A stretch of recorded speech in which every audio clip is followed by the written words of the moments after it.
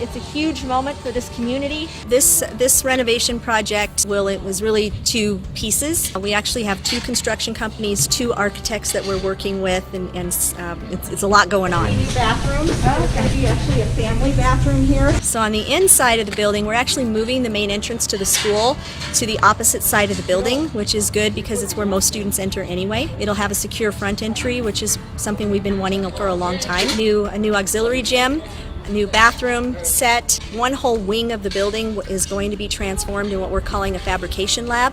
So basically a large open space surrounded by classrooms for various CTE programs that we offer here. Upgrades to every classroom, including new carpet, new paint, new LED lighting, and new furniture.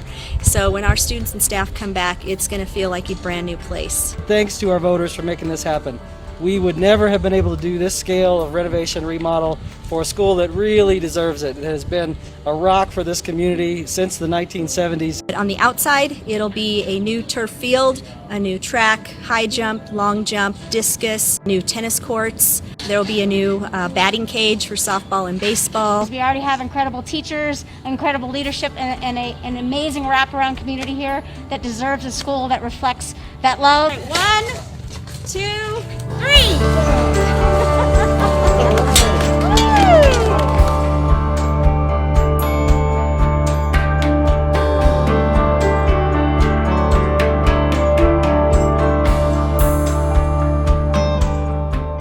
Everything will be matching new furniture. The furniture will be high seating and low seating with the versatility of moving kids around and all of that. This school has always been the heart of this community, and it's very important to me to make sure that everything that we do isn't just a short-term thing, that it has a life to it. It's going to be amazing when it's done.